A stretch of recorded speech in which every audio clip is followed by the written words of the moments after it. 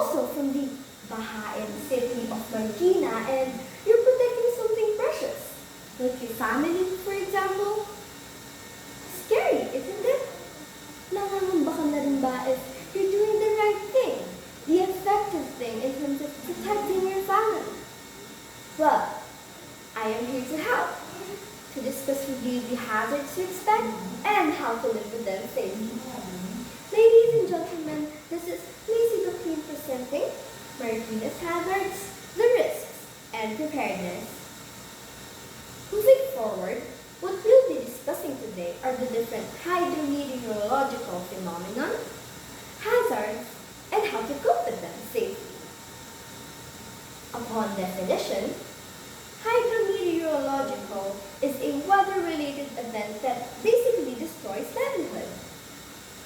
And under this is listed 3 different types of phenomena.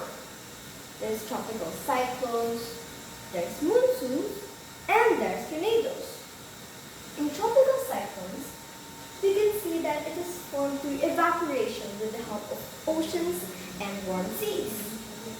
It is a storm basically, a typhoon, and under it are 4 different hydrometeorological hazards.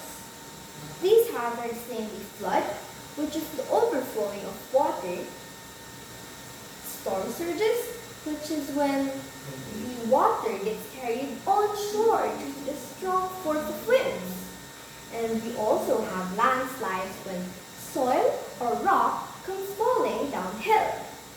And lastly are thunderstorms, which is not just your typical storm, but it also has lightning and thunder present. Moving forward is another phenomenon. It is monsoons. Now, monsoons is the seasonal change in wind pattern. A seasonal change in wind pattern wherein it gives us wet summers and dry winters. In this phenomenon, there are 2 different hazards, which is heavy rain and flooding, and then there's drought. And in our country, we can actually incorporate 2 factors. We have winter northeast monsoon amihan, and we have summer southwest habagat. And lastly, the last phenomenon that we have are tornadoes. Tornadoes are actually an extension of thunderstorm brought to the ground. And did you know that tornadoes won't be visible if it weren't for the water that it has? Yes. Tornadoes actually have water with it because it is made up of air, water droplets, and debris. And its hazard, although not common in the Philippines, is violent winds that cause significant damage, which can actually run up to 300 kilometers per hour. Isn't that scary? Now that we have finished discussing the different phenomena and hazards that it has, I want you to know that in Marikina, what's actually the most evident is flooding, the hazard from tropical cyclones. Now, you may be wondering, then why do we have to learn about all of those then?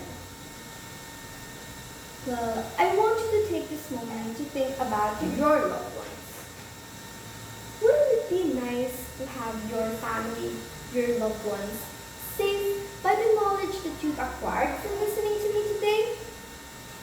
How about your kababayans? Wouldn't it be nice to have them protected with the knowledge that they may have acquired from you? Well, it could be not directly, but it can go from place to place, because it's about time that we look out for each other's safety by spreading awareness. Now, moving forward is in context of how flooding is the most evident in Marikina City. Let us talk about what causes this, but in terms of human activities. What are the human activities that cause flooding? According to ABS-CBN news stated by the senators back in November of 2020, Instead of dams, they argued that it could be the illegal activities in watersheds that causes elevated flooding and the rise in the Marikina River that's causing this. So, in the illegal activities in our watershed in Marikina, there are two different activities. There's illegal logging and land grabbing. However, it is evident that deforestation takes place in these two. It's mostly obvious in illegal logging, but how is it evident in land grabbing? Well, you see, in land grabbing, in order for individuals to have them call it theirs, they first chop down trees and make up their construction, whether it be a resort or whatever. After that, they start to own it.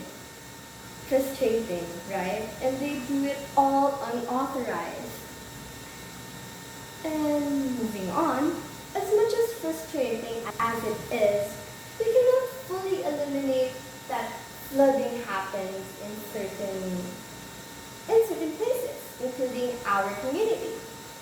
So, here are a list of things that we do in Marikina City and what you can do for your family in order to keep safe. First is being music updated.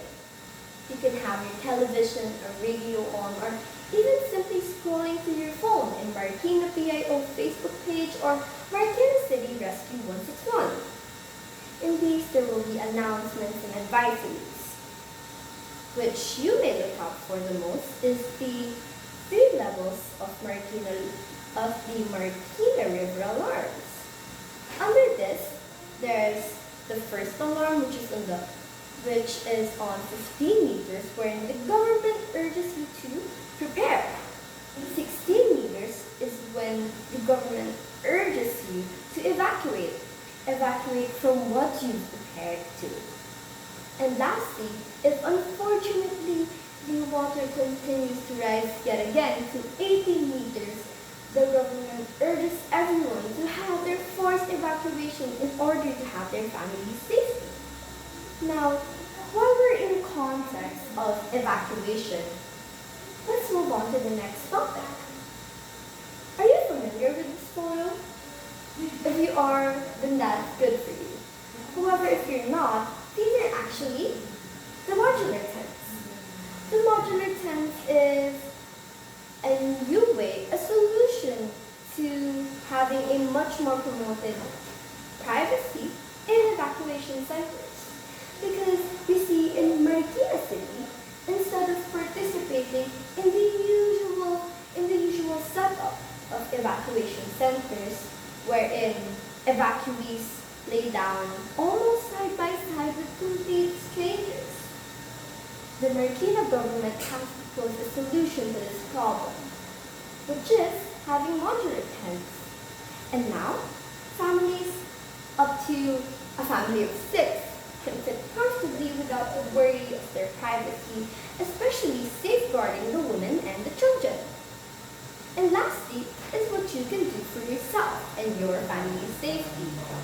It is having a get-go bag and having a family destruction plan. Having a get-go bag, this means having a bag prepared that you may just pull out on the get-go from the name itself, which has first aid kit, your hygiene products including a fresh set of clothes, and ready-to-eat goods. You name it, you can even bring your power banks. And you can also have a family destruction plan. A family destruction plan that has codes of your family. Where is the safest place, the safest spot to go in your home? What do we do in times of these events? And stuff like those. So, just like flood waters, let this presentation soon to a close. Let's have our review of main points. Because you watchers that stuck up until now must have learned a lot. So to recall, for tropical cyclones, there's flood, storm surge, landslides, and thunderstorms. For monsoon, there's winter northeast monsoon amihan, and for drought, there's summer southwest habagat. And moving on to the last highly meteorological phenomenon is tornadoes. Although uncommon in the Philippines, it has violent winds which leave significant damage. And with that, keep your precious treasures dry with what you've learned. Better yet, spread awareness about the illegal activities in our watersheds. Remember that Marikina City Rescue 161 is one search away. That is all, mahal kong Mariqueños. Tandaan ng mga natutunan. Because according to Kuya Tim, ligtas ang mayalang. Thank you.